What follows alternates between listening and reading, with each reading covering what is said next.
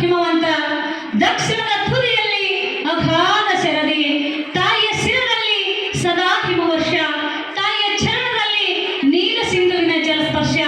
ಒಂದೆಡೆ ಘಟ್ಟ ಕಾಡು, ಇನ್ನೊಂದೆಡೆ ವಿಶಾಲವಾದ ನದಿ ಬಯಲು, ಒಂದೆಡೆ ಪಡಬಿಡುವ ಮರುಭೂಮಿ, ಇನ್ನೊಂದೆಡೆ ಧುಮ್ಮೆನೆ ಧುಮ್ಮಿಕ್ಕುವ ಜಲಪಾತ. ಎತ್ತ ನೋಡಿದ ರಕ್ತ ಹಚ್ಚ ಹಸುರಿನ ಈ ಲೋಕ, ಬೆಟ್ಟ ಗುಡ್ಡಗಳ ಸಾಲು ಸಾಲು. ಇದು ನಮ್ಮ ಭಾರತ ಆತ್ಮೀಯರೇ, ಇದು ನಮ್ಮ ಹೆಮ್ಮೆಯ ಭಾರತ. ಇಂತಹ ಭಾರತದಲ್ಲಿ ಜನಿಸಬೇಕಾದ್ರೆ ನಾವು ನಿಜಕ್ಕೂ ಹೆಮ್ಮೆ ಪಡಬೇಕು. ಅದರಲ್ಲೂ ಇವತ್ತು ಪಾವನ ಗಂಗಾ ಮತ್ತು ಸತ್ಯವತಿ ಮಹಿಳಾ ಸಂಘದವರ ಆಯೋಜಿಸಿರುವಂತಹ ಈ ಅಂತಾರಾಷ್ಟ್ರೀಯ ಮಹಿಳಾ ದಿನಾಚರಣೆಯಲ್ಲಿ ನಾವೆಲ್ಲರೂ ಕೂಡ ಭಾಗಿಯಾಗಿದ್ದೀವಿ ಅಂದ್ರೆ ಅದು ನಮ್ಮ ಪೂರ್ವ ಜನ್ಮದ ಪುಣ್ಯ ಅಂತ ನಾನು ಹೆಮ್ಮೆಯಿಂದ ಹೇಳಿದ್ದೇನೆ. ಯಾಕೆ ಹೆಮ್ಮೆ ಅಂತಂದ್ರೆ ನಾವು ಮಹಿಳೆಯರಾಗಿ ಹುಟ್ಟಿದ್ದೇ ನಾವು ಹೆಮ್ಮೆ. ಯಾಕಂತಂದ್ರೆ ಅದು ಭಾರತ ದೇಶದಲ್ಲಿ ಹುಟ್ಟಿದೀವಲ್ಲ, ನಿಜಕ್ಕೂ ಹೆಮ್ಮೆ ಪಡಬೇಕು, ಗರ್ವ ಪಡಬೇಕು ಅಂತ ನಾನು ಹೇಳ್ತೀನಿ. ಯಾಕೆ ಗರ್ವ, ಯಾಕೆ ಹೆಮ್ಮೆ ಅಂತಂದ್ರೆ ನಮ್ಮ ಈ ಭಾರತ ದೇಶದಲ್ಲಿ ಹೆಣ್ಣು ಮಕ್ಕಳನ್ನ ಎಷ್ಟು ಗೌರವದಿಂದ ಕಾಣ್ತಾರಪ್ಪ ಅಂತಂದ್ರೆ ನಾವು ನಿಜಕ್ಕೂ ವಿಚಾರ ಮಾಡಬೇಕು. ನಾನು ಯಾವಾಗ ನನ್ನ ಫೇವ್ರೆಟ್ ಹೀರೋ ಅಂತ ಯಾರನ್ನಾದ್ರೂ ಕರಿತೀನಿ ಅಂದ್ರೆ ಸ್ವಾಮಿ ವಿವೇಕಾನಂದರನ್ನ, ಡಾಕ್ಟರ್ ಬಾಬಾ ಸಾಹೇಬ್ ಅಂಬೇಡ್ಕರನ್ನ, APJ ಅಬ್ದುಲ್ ಕಲಾಂ ಅಂತವರನ್ನ ನನ್ನ ಹೀರೋಗಳು ಅಂತ ಕರಿತೀನಿ. ನನ್ನ ಹೀರೋಯಿನಿ ಯಾರಂತ ಕರಿತೀನಿ ಅಂದ್ರೆ ಕಿತ್ತೂರು ರಾಣಿ ಚೆನ್ನಮ್ಮ ಆಗಿರ್ಬೋದು, ಒನಕೆ ಓಬವ್ವ ಆಗಿರ್ಬೋದು, ಝಾನ್ಸಿ ರಾಣಿ ಲಕ್ಷ್ಮೀಬಾಯಿ ಆಗಿರ್ಬೋದು, ಇಂಥವರನ್ನ ನನ್ನ ಫೇವ್ರೆಟ್ ಹೀರೋಯಿನಿ ಅಂತ ಕರಿತೀನಿ. ಯಾಕೆ ಹೀರೋಗಳ ಶಬ್ದ ಬಂತು ಅಂದ್ರೆ ಈ ಒಂದು ಭಾರತ ದೇಶದಲ್ಲಿ ನಮಗೆ ಅತಿ ಹೆಚ್ಚು ಹೆಣ್ಣು ಮಕ್ಕಳಿಗೆ ಗೌರವ ಕೊಡ್ತಿರ್ತಕ್ಕಂಥ ಈ ಗೌರವ ಯಾಕೆ ಬಂತು ಅಂದ್ರೆ ನಮ್ಮ ಸ್ವಾಮಿ ವಿವೇಕಾನಂದರು ಚಿಕಾಗೋ ಸರ್ವಧರ್ಮ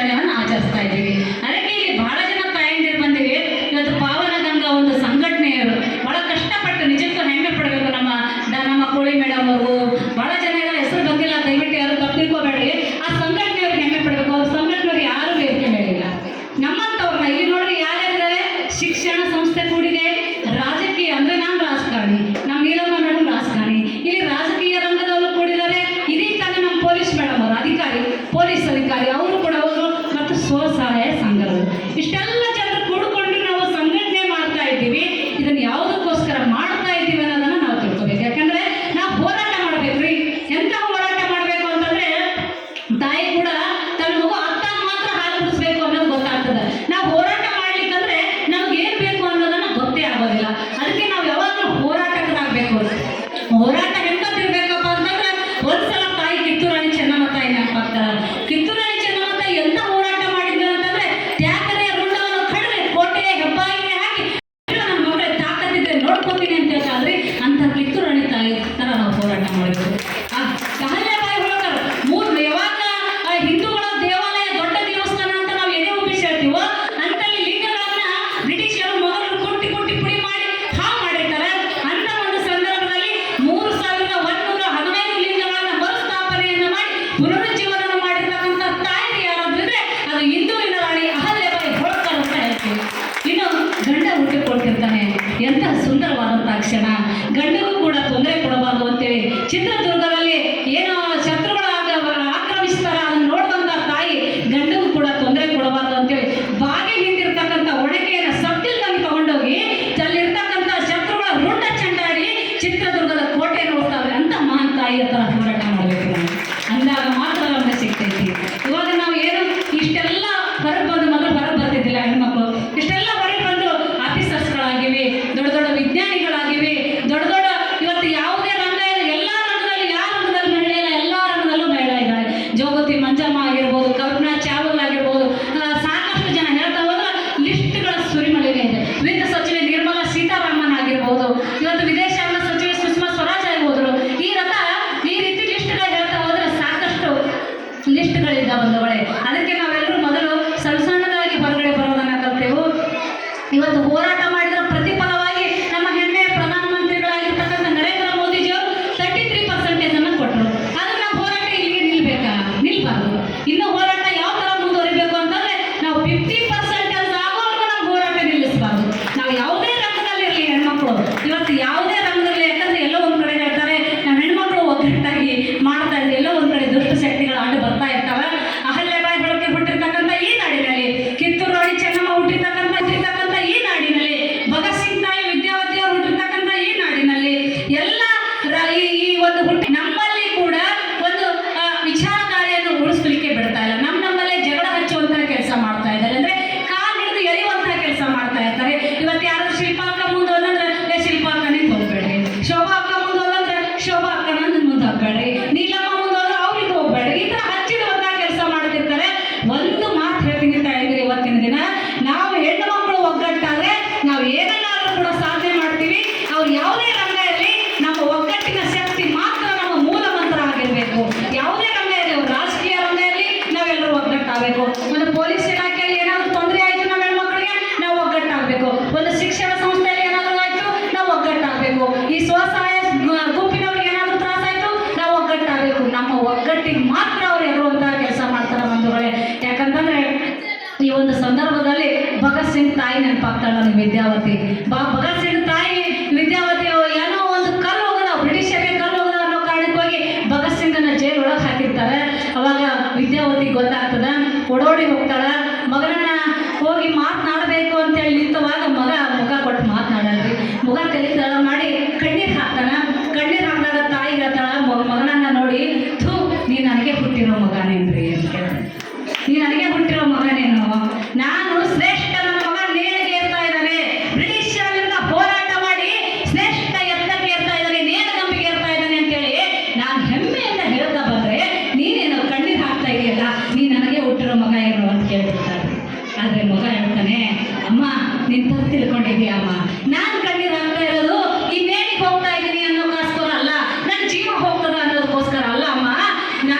ನಿನ್ನಂತ ಹೆಮ್ಮೆಯ ಮಹಾತಾಯಿ ಹೊಟ್ಟೆಯಲ್ಲಿ ನನ್ನಂತ ಒಬ್ಬ ಮಗನನ್ನ ಮಾತ್ರ ಎತ್ತಿದೆಯಲ್ಲಮ್ಮ, ನಾನು ಹೋದ್ರೆ ಈ ಬ್ರಿಟಿಷರನ್ನ ಯಾರಮ್ಮ ಓಡಿಸ್ತಾರೆ, ನೀನು ಇನ್ನೂ 4 ಜನಕ್ಕೆ ಯಾಕೆ ಜನ್ಮ ಕೊಡಲಿಲ್ಲ ಅಂತೇಳಿ ಬೇಜಾರಾಗಿ ಕಣ್ಣೀರು ಬಂತಮ್ಮ. ನಾನು ಯಾವುದು ಕೂಡ ಹೆಸರು ಹೋಗ್ತಾ ಇಲ್ಲ, ನಾನು ಯಾರಮ್ಮ ನಿನ್ನ ಮಗ ಅಂತ ಹೇಳಿ ಭಗತ್ ಸಿಂಗ್ ಹೇಳ್ತಾನೆ. ಇನ್ನು ಕಿತ್ತೂರು ರಾಣಿ ಚೆನ್ನಮ್ಮ ಇವತ್ತು ಬಹಳ ಜನ ಕ್ರಾಂತಿವೀರ ಸಂಗೊಳ್ಳಿ ರಾಯಣ್ಣರ ತಾಯಿ ನೆನಪು ಕೂಡ ಆಗ್ತೈತಿ. ಇವತ್ತು ಬಹಳ ಹಳ್ಳಿ ಹೆಣ್ಮಗಳು ರೀ, ಆಕೆ ಹತ್ರ ಎಂತಹ ಸಾಹಿತ್ಯ ಆಗಿತ್ತು ಅಂತಂದ್ರೆ, ಆಕೆಗೆ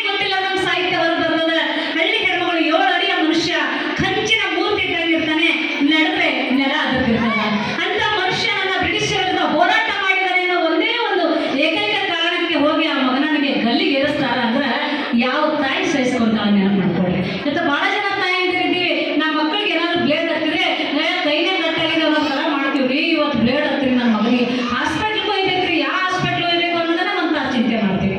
ಆದರೆ ಅವತ್ತಿನ ಆ ಕೆಂಚವ ತಾಯಿ ಮಗನನ್ನ ಇನ್ನು 5 ನಿಮಿಷ ಯಾವುದೋ ಅಪಘಾತಕ್ಕೀಡಾಗಿ ಯಾವುದೋ ಅನಾರೋಗ್ಯಕ್ಕೀಡಾಗಿ ಸಾಯ್ತಿರ್ತಕ್ಕಂಥ ವ್ಯಕ್ತಿಯಲ್ಲಿ ಬ್ರಿಟಿಷರಿಂದ ಹೋರಾಟ ಮಾಡೋಣ ಅನ್ನೋ ಏಕೈಕ ಕಾರಣಕ್ಕೆ ಗಲ್ಲಿಗೇರಿಸ್ತಾ ಇರ್ತಾರೆ. ಅಂತ ಮಗನನ್ನ ನೋಡ್ಬೇಕು ಅಂತ ಓಡೋಡಿ ಹೋಗ್ತಾಳೆ. ಹಾಗೆ ಜನ ಎಲ್ಲರೂ ನಿಂತಿರ್ತಾರೆ. ಆ ಜನರನ್ನ ಸರಿಸಿ ಆ ಜನರ ಮಧ್ಯೆ ಓಡೋಗ್ತಾಳೆ ತಾಯಿ.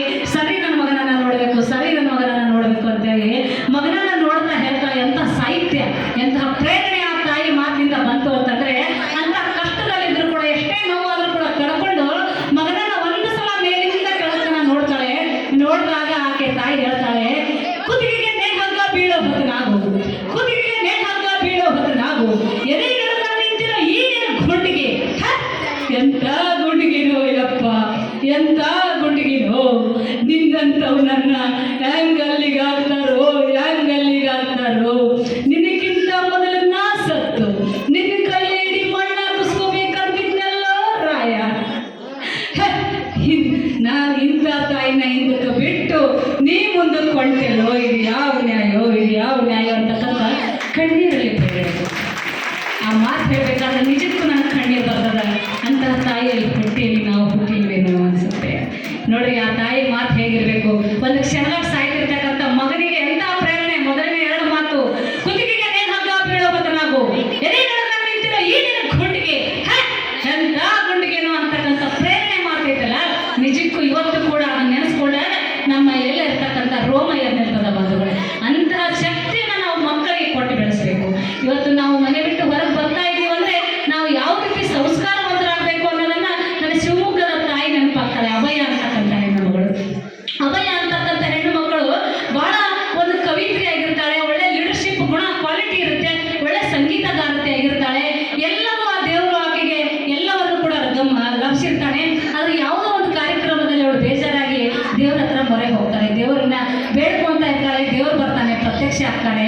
ಪ್ರತ್ಯಕ್ಷ ಆದಾಗ, ಏನು ನೀನು ನನ್ನ ಪ್ರಿಯ ಭಕ್ತಿ, ನೀನು ನನ್ನ ಪ್ರಿಯ ಭಕ್ತಿ ಇದೆಯಮ್ಮ, ನೀನು ಅಭಯ, ನಿನಗೆ ಏನು ಕಡಿಮೆ ಮಾಡಿಲ್ಲ. ನಾನು ಬಹಳ ರೂಪವತಿಯಾಗಿ, ನೀನು ಬಹಳ ರೂಪವತಿ, ವಿದ್ಯಾವತಿ, ಸರಸ್ವತಿ ಎಲ್ಲವನ್ನು ಕೂಡ ನನಗೆ ಸದ್ಗುಣಗಳನ್ನು ನಾನು ಕೊಟ್ಟಿದ್ದೀನಿ. ಮಧ್ಯಾಹ್ನ ನೀನು ನನ್ನ ನೆನೆಸಿದಮ್ಮ ಅಂತೇಳಿ ದೇವರು ಕೇಳ್ತಾನೆ. ಅವಾಗ ಹೇಳ್ತಾರೆ, ನೀವೇನನ್ನ ಕೊಡಬೇಕಾಗ್ಯದಲ್ಲ ಎಲ್ಲವನ್ನು ಜಾಸ್ತಿ ಕೊಟ್ಟಿದ್ದೀರಿ, ನನಗೆ ರೂಪ ಜಾಸ್ತಿ ಕೊಟ್ಟಿದ್ದೀರಿ. ಈ ರೂಪ ಏನೈತಲ್ಲ, ಈ ಬಾಹ್ಯ ಸೌಂದರ್ಯ ಇದನ್ನು ತಕ್ಕೊಂಡ್ಬಿಡ್ರಿ. ಕೊಡಕ್ಕಿಂತ ನನಗೆ ಇನ್ನೂ ಅಂತರಂಗದ ಸೌಂದರ್ಯವನ್ನು ಕೊಡ್ರಿ ಅಂತೇಳಿ ದೇವರಿಗೆ. ಯಾಕಂತಂದ್ರೆ ಇಂಥ ಒಂದು ಕಾರ್ಯಕ್ರಮ ಮುಗಿದ ಕ್ಷಣ ಆಕೆ ಭಾಷಣ ಮಾಡಿ ಕೆಳಗಿಳಿದಾಗ, ಆಕೆ ಒಂದು ಆ ಕವಿಯ ತನ್ನ ಕವನವನ್ನು ಚುಟುಕನ್ನು ಹೇಳಿ ಕೆಳಗಿಳಿದಾಗ ಅಲ್ಲಿ 99% ಒಳ್ಳೆ ರೀತಿಯಲ್ಲಿ ಬಂದು ಅವಳ ಹತ್ರ ಸೆಲ್ಫಿ ತಗೊಂಡ್ರೆ, ಅವಳು ಚಿಕ್ಕವಳು, ಇನ್ನು 1% ಜನ ಬೇರೆ ರೀತಿಯೇ ಬಿಹೇವಿಯರ್ ಮಾಡ್ತಿದ್ಲು.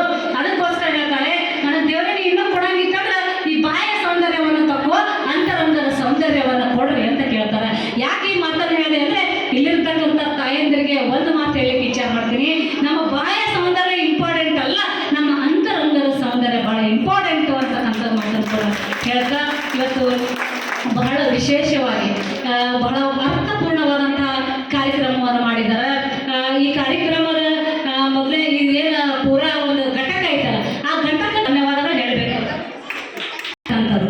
ಆ ಅಧ್ಯಕ್ಷರ ಹೆಸರು ಹೇಳ್ತೀನಿ, ಮುಂಚೆ ನಾನು ಅಣ್ಣನ ಹೆಸರು ಹೇಳ್ತಿದ್ದಾರೆ, ಭರತ್ ಕೋಳಿ ಅಂತ. ಅವರ ಮಿಸ್ಸಸ್ ಇವರು ದಾನಮ್ಮ ಕೋಳಿ ಅಂತ ಹೇಳಿ, ಅವ್ರು ನನ್ನ ಕರೆದ್ರು, ಅಕ್ಕ ನೀವು ಕಾರ್ಯಕ್ರಮಕ್ಕೆ ಬರಬೇಕು ಅಂತೇಳಿ ಭಾಳ ಪ್ರೀತಿಯಿಂದ ಒಪ್ಕೊಂಡೆ. ಅಣ್ಣ ಆಯ್ತು ಬರ್ತೀನಿ ಅಂತ. ಇಲ್ಲ, ಇದನ್ನ ನಮ್ಮ ಮಿಸ್ಸಸ್ಸೇ ಮಾಡ್ತಾ ಇದ್ದಾರೆ, ನನ್ನ ಹೆಂಡತಿ ಮಾಡ್ತಾರೆ. ನೋಡಿ, ಅವರಲ್ಲಿ ಇರ್ತಕ್ಕಂಥ ಒಂದು ಡೇರಿಂಗ್, ನನ್ನ ಹೆಂಡತಿ ಮಾಡ್ತಾ ಇದ್ದಾರೆ. ಯಾವ ಗಂಡ ಹೆಣ್ಣು ಮಕ್ಕಳಿಗೆ ನನ್ನ ಹೆಂಡತಿ ಹೆಮ್ಮೆ ಅಂತೇಳಿ ಏನೋ ಇದು ಮಾಡ್ತಾರಲ್ಲ, ಆ ಥರ ಬದುಕೋದು ನಮ್ದು ಇದು ಕರ್ತವ್ಯ. ಆ ಥರ ಬದುಕಬೇಕು ನಾವು, ಹೆಮ್ಮೆ ಪಡಬೇಕು. ಗಂಡಂದಿರು ಹೆಮ್ಮೆ ಪಡಬೇಕು, ಮಕ್ಕಳು ಹೆಮ್ಮೆ ಪಡಬೇಕು, ಆ ಅಣ್ಣ ತಮ್ಮಂದಿರು ಹೆಮ್ಮೆ ಪಡಬೇಕು. ಆ ಥರ ಹೆಣ್ಣು ಮಕ್ಕಳು ನಾವು ಆಗಬೇಕು. ಇನ್ನೂ ಕೂಡ ಕೆಲವೊಂದು ಕಡೆ ನಾವು ಮನೆ ಬಿಟ್ಟು ಹೊರಗೆ ಬರೋದೇ ಆಗ್ತಾ ಇಲ್ಲ. ಅದನ್ನೆಲ್ಲವನ್ನು ಕೂಡ ಬದಿಗೊತ್ತಿ ನಾವೆಲ್ಲರೂ ಕೂಡ ಹೊರಗೆ ಬಂದು ಸಂಘಟನೆಯನ್ನು ಮಾಡಬೇಕು. ಅಧ್ಯಕ್ಷರಾದ